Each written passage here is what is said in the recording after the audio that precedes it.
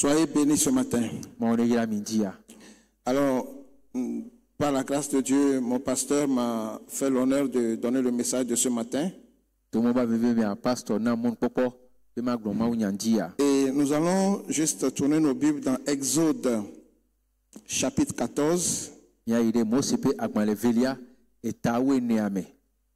nous allons lire le verset 15. Donc, Exode chapitre 14, le verset 15.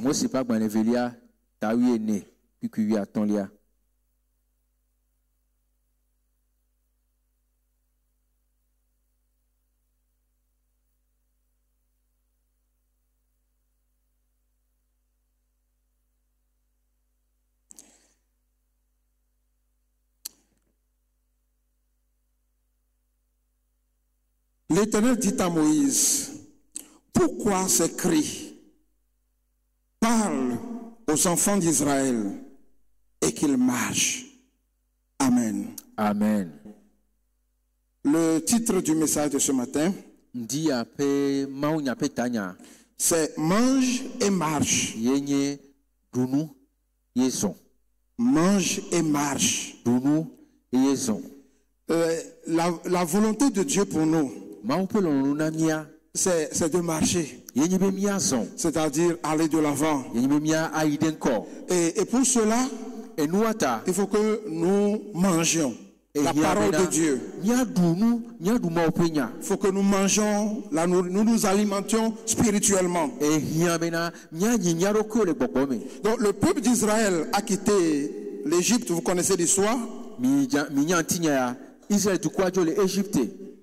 Ils sont devant la mer Rouge. Et arrivé à un moment, il y avait les Égyptiens qui venaient par derrière pour les récupérer. Et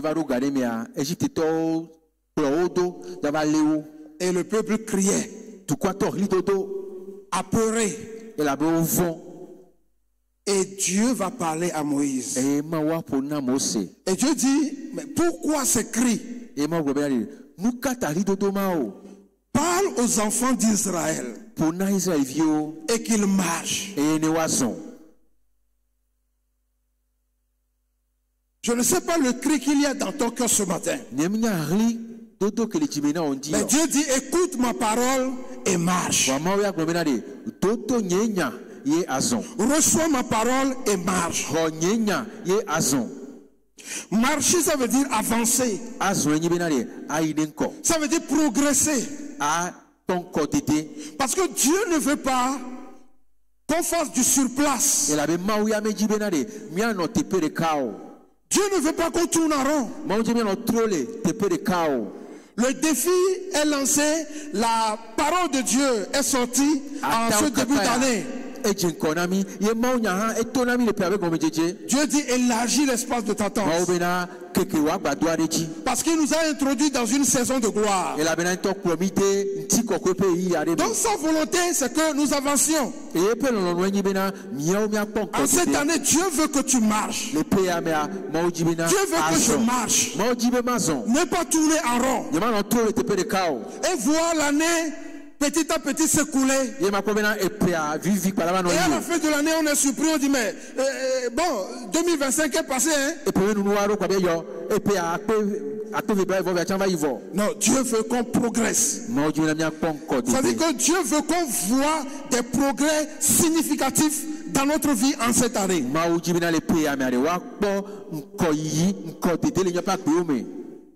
À travers ce message que nous avons reçu au début de l'année, à travers tout ce que notre pasteur est en train de communiquer,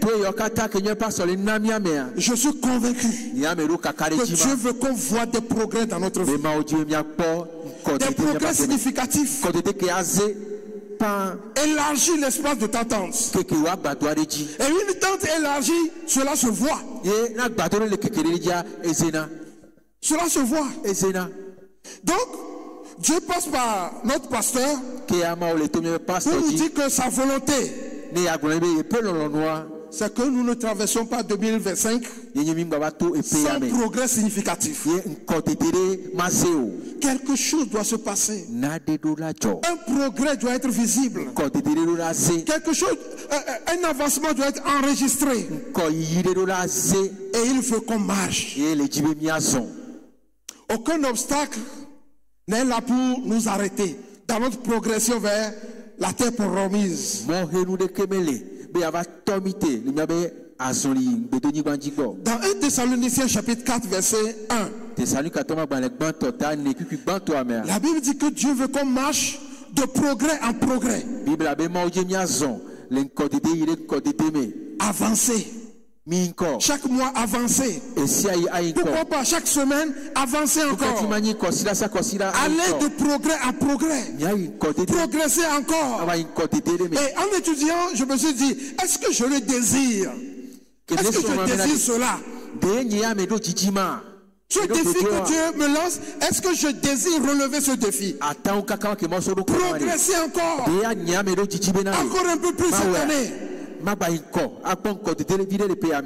Maintenant, si je le désire, est-ce que je le décide? Est-ce que je décide de le vivre? Marcher de progrès en progrès. Dieu veut qu'on avance, qu'on voit des progrès. Dans notre vie spirituelle, par exemple, voir des progrès. Progresser dans notre vie spirituelle. Enregistrer des progrès. Dans mon étude de la parole de Dieu, enregistrer des progrès. Dans ma vie de prière. Non, il ne faut pas que ça regresse. Mais Dieu veut que j'avance, que je progresse. Dans l'évangélisation, quel séminaire on a fait cette semaine? Et beaucoup de choses ont été abordées. Nous appelons à nous engager davantage. On a parlé de la consécration, du zèle, de la notion de sacrifice, de l'engagement. On a parlé de beaucoup de choses. Et Dieu veut que j'avance dans ma vie de consécration à Dieu. Dieu veut que je vois des progrès. La Bible dit que des progrès soient évidents de tout le monde. Aux yeux de tout le monde. Que mes progrès soient évidents, visibles, palpables, aux yeux de tout le monde. Et c'est pour cela que nous allons relever ce défi. Au moins 3 âmes d'ici juin. Amen. Amen. Au moins 3 âmes à gagner au Seigneur.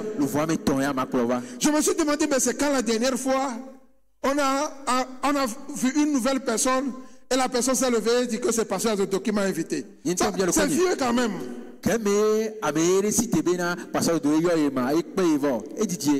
Peut-être c'est ton cas aussi. Mais à partir d'aujourd'hui, chaque dimanche, quand on va faire la présentation, on va présenter les invités de tout le monde.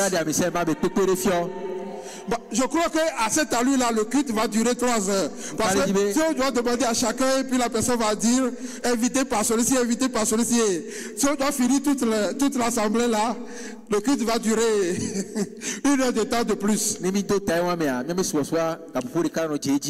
nous allons gagner des âmes au Seigneur. Nous allons vivre des choses. Quand vous voyez notre pasteur, quand vous écoutez ses messages, quand vous discutez avec lui, vous ne verrez que ce n'est que ça qui le consume. Qu'on doit vivre autre chose, qu'on doit avancer au niveau de l'institut public, au niveau des cultes, progresser encore. Et Dieu veut que je progresse. Je suis marié, dans ma vie de couple, qu'il y ait des progrès. Qu'il y ait des progrès. Plus de paix dans ma maison. Plus d'entente dans ma maison. Plus de joie dans ma maison. Et c'est moi qui vais les apporter. Je n'attends pas l'autre. Si l'autre comprend, lui aussi, elle aussi n'a qu'à apporter. Mais pour le moment, c'est moi qui comprends. Mais je vais travailler à plus d'harmonie dans ma maison.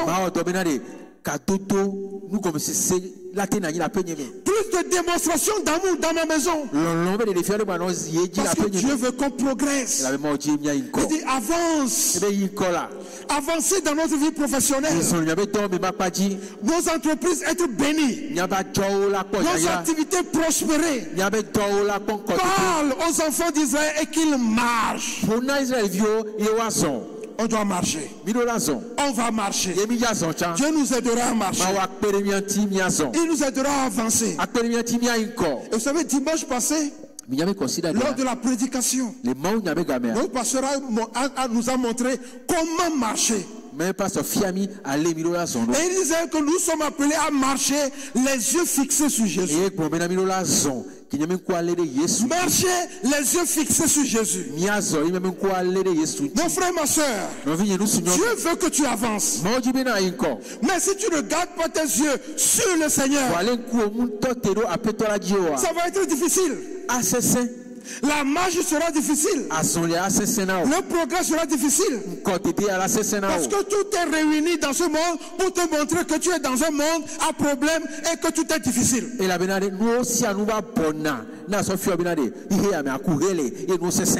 quand tu vois deux présidents dans une maison ovale en train de se chamailler, tu vois que le monde a un problème.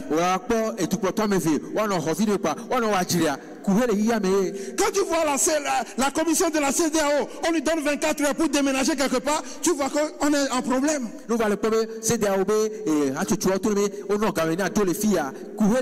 Mais nous disons, j'ai constamment l'Éternel sous mes yeux. Quand il est à ma droite, je ne chancelle pas. J'ai constamment l'Éternel sous mes yeux. Je ne chancelle pas. Michée chapitre 7 verset 7. Michée dit pour moi, je regarderai vers l'Éternel. Pour moi, je regarderai vers l'Éternel. Je mettrai mon espoir dans le Dieu de mon salut. Mon Dieu m'exaucera. Mon Dieu m'exaucera. Mon ennemi ne te moque pas de moi. Si je suis tombé, je me relèverai. Si je suis assis dans les ténèbres, l'Éternel sera ma lumière. Mais pour moi, je regarderai vers l'Éternel. Et quand tu regardes vers l'Éternel, tu marcheras sur les eaux. Matthieu chapitre 14. Pierre marchait sur les eaux. Quand il avait le regard sur le Seigneur. Et les eaux, ça parle des situations tumultueuses. Les choses qui cherchent à nous déstabiliser. Les choses qui cherchent à nous ébranler. Mais quand nous avons les regards sur Jésus, quand nous avons nos yeux fixés sur Jésus, nous allons marcher. Nous allons progresser. Le monde est ébranlé, nous marchons. Tout est ébranlé, mais nous avançons. Parce que c'est la volonté de Dieu pour nous. Jésus, notre force vient de toi. Jésus, prends notre main et guide-nous. Jésus, prends-nous et soutiens-nous. Jésus, sans toi, nous ne pouvons rien faire. Et lorsque tu as les yeux sur Jésus, en cette année, tu vas enregistrer des progrès. Tu vas enregistrer des progrès. Tu vas voir des changements. Oh, la vie sera changée. La maison va prospérer. Le chantier sera terminé. Tu déménageras dans ta propre maison. Les gens vont crier c'est difficile. Les gens vont dire c'est pas possible. Mais nous avons l'Éternel sous nos yeux. Et nous ne chancelons pas. Nous avons l'Éternel sous nos yeux. Nous courons la course. Les yeux fixés sur Jésus. L'auteur et le rémunérateur de notre foi. Nous n'avons personne d'autre sur qui compter et avancer dans ce monde. Si ce n'est Jésus. Quelqu'un qui construit quelque chose, la personne sera noyée. Tu comptes sur autre chose, tu seras noyé. Mais quand nous avons nos yeux sur Jésus, nous irons de l'avant. Les eaux vont venir. Les choses seront troubles. Mais nous irons de l'avant. Ce qui déstabilise les autres ne pourra pas nous déstabiliser. Ce qui fait noyer les autres ne pourra pas nous faire noyer. Parce que nous avons les yeux sur Jésus. Et celui qui croit en lui ne sera jamais confus. Donc quand on tourne vers lui les regards, le visage ne se couvre pas de honte. On est toujours rayonnant de joie. Quand on tourne vers lui les regards, on est rayonnant de joie. Et ton visage ne connaîtra pas la honte. Non, notre visage ne connaîtra pas la honte. Parce que nous avons les yeux sur Jésus. Que Dieu te bénisse ce matin. Non seulement nous sommes appelés à marcher sur les eaux, et se fixer sur Jésus. Mais Jésus dit, nous sommes appelés à marcher sur les serpents, marcher sur les scorpions, et sur toute la puissance de l'ennemi. Et rien ne pourra nous nuire. Alléluia. Alléluia. Vous savez, les serpents et les scorpions, cela parle des dangers. Cela parle aussi du mal. Et cela parle aussi des situations douloureuses. Parce que personne ne rit quand elle est mordue par un serpent ou un scorpion. C'est douloureux. Mais Dieu est en train de te dire ce matin, si le mal vient, tu marcheras dessus. Si la situation douloureuse vient, tu la piétineras. Tu fouleras au pied le dragon et l'aspic.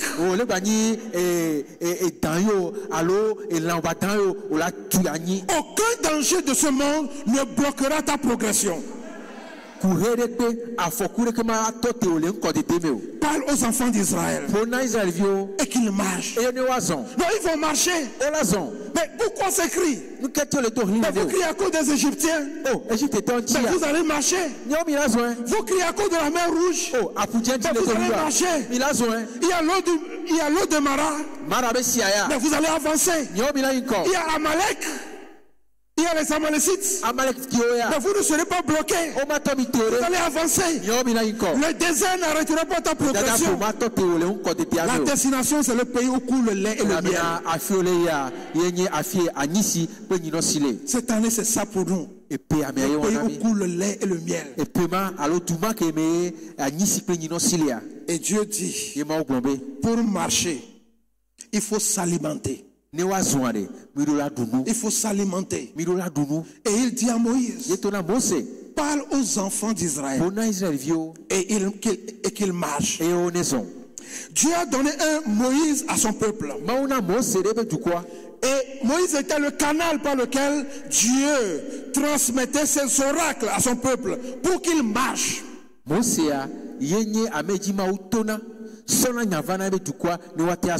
Moïse parle. Le peuple marche. Le pasteur parle. L'église avance. Dieu a donné un Moïse à son peuple pour que Moïse parle, et par conséquent, le peuple qui écoute Moïse va avancer.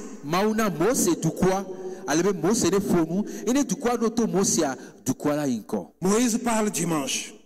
Il parle mercredi. Il parle à l'institut théologique. Il parle au temps de questions-réponses. Il parle lors des rendez-vous. Parce que nous pouvons désirer voir notre pasteur, prendre rendez-vous et le consulter. Consulter sa sagesse, ses conseils pour certaines situations particulières. Moïse parle.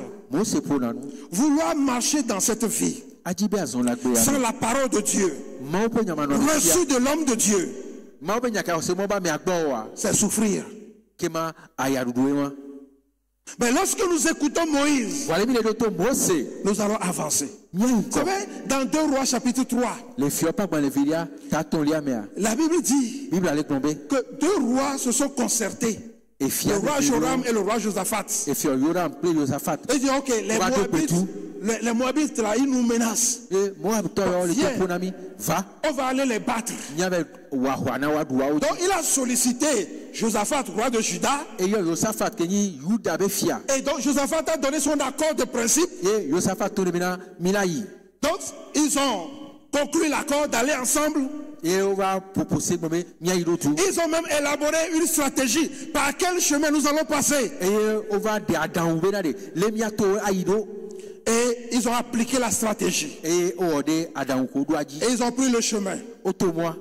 Après 7 jours, ils n'ont plus d'eau. Ils n'ont plus de provisions. Avec leurs chevaux, les soldats, pas d'eau.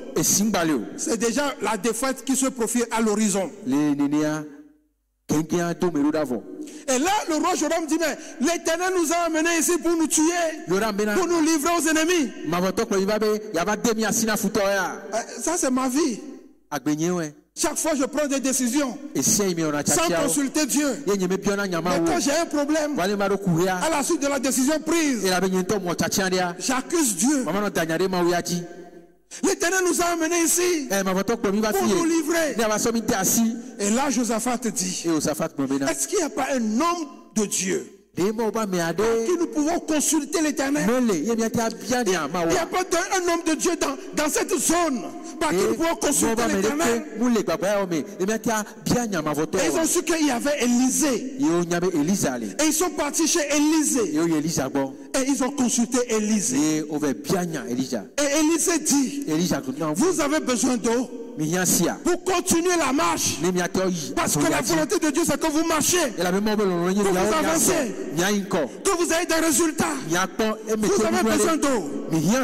Ainsi dit l'Éternel. Vous ne verrez pas de nuages. Vous ne verrez pas de vent. Mais vous aurez l'eau. Et le miracle s'est produit. Quand ils sont en face de la difficulté, ils ont consulté l'homme de Dieu. Dieu a parlé par l'homme de Dieu. Et le miracle s'est produit. C'est pourquoi l'Éternel dit, Moïse, toi, parle aux enfants d'Israël. Et qu'ils marchent. Mes amis, la marche dans laquelle nous sommes, nous avons besoin des oracles reçus de l'homme de Dieu. Nous avons besoin des oracles reçus du pupitre. Nous avons besoin des directives divines. Et lorsque nous les appliquons, nous avançons. Et Josaphat a eu l'expérience. Et le jour où 3 rois ont fait une coalition pour l'attaquer, il a consulté l'Éternel. L'Éternel a parlé. L'Éternel a donné la stratégie de mettre les Lévites devant. Et ils vont aller combattre. Mais avant le départ, Josaphat s'est tenu devant le peuple. Il dit, peuple de Juda, j'ai quelque chose à vous dire. 2 Chroniques 20 verset 20. Peuple de Juda, confiez-vous en l'Éternel, votre Dieu, et vous serez affermis. Confiez-vous en ces prophètes, et vous réussirez.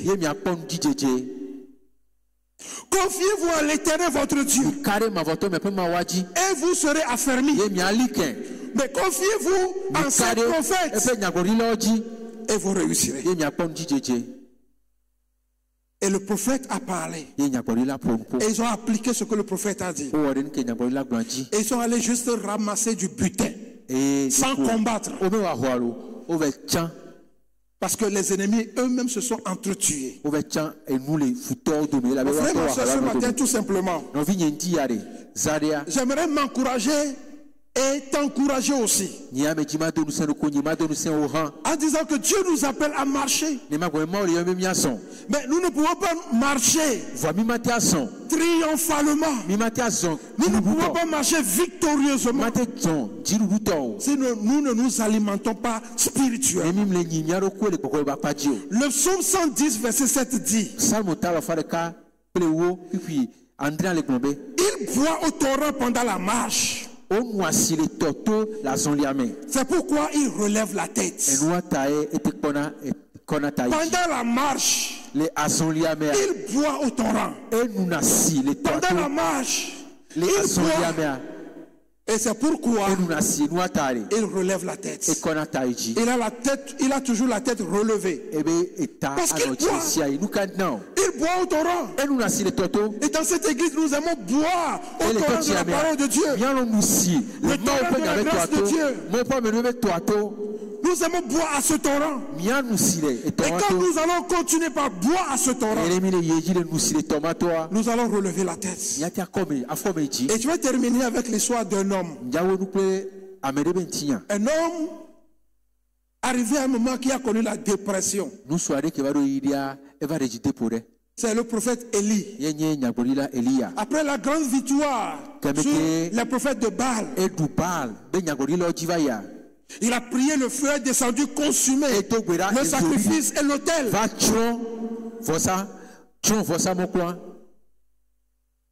La reine Jézabel lui a envoyé un texto. Donc c'était une note vocale. Élie, je vais te faire la peau. Élie a été déboussolé. Sa foi a fait crevaison. Élie a fui. Et il est allé se cacher quelque part.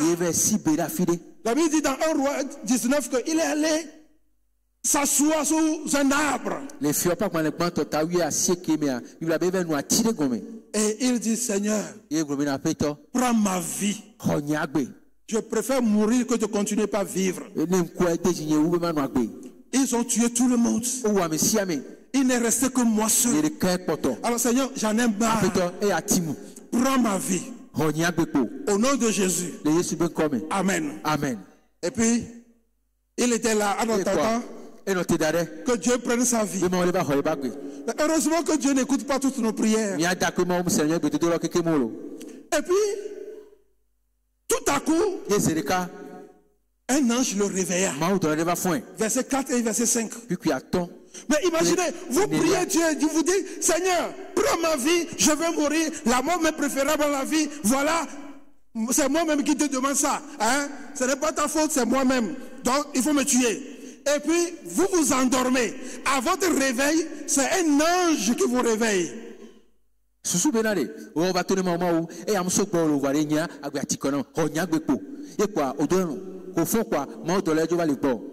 Là, vous êtes où ça? Réveillé par un ange. Mais c'est le ciel. Et il dit: waouh, je suis au ciel. Et l'ange dit: non, c'est pas fini pour toi sur la terre. Tu es sur la terre. Et l'ange lui dit: voici des gâteaux que j'ai préparés. Lève-toi et mange. Et au verset 7 dit: lève-toi et mange. Car le chemin est encore long pour toi. Tu as encore des choses à expérimenter avec le Seigneur. Ce n'est pas encore fini. Non, ce n'est pas encore fini. Il y a encore des miracles à vivre avec le Seigneur. Il y a encore de grandes choses à expérimenter avec le Seigneur. Alors lève-toi et mange. Car le chemin est encore long devant toi. Mes amis, le chemin est encore long devant nous. Le chemin de la gloire de Dieu, le chemin de miracles, le chemin de bénédiction, le chemin d'expérience glorieuse avec Dieu. Il y a encore de grandes choses devant nous que Dieu veut qu'on expérimente sur cette terre avant d'arriver au ciel. Alors comme Élie, Dieu nous dit, tu vas encore marcher, tu vas encore progresser, tu vas encore enregistrer des progrès. Lève-toi et mange.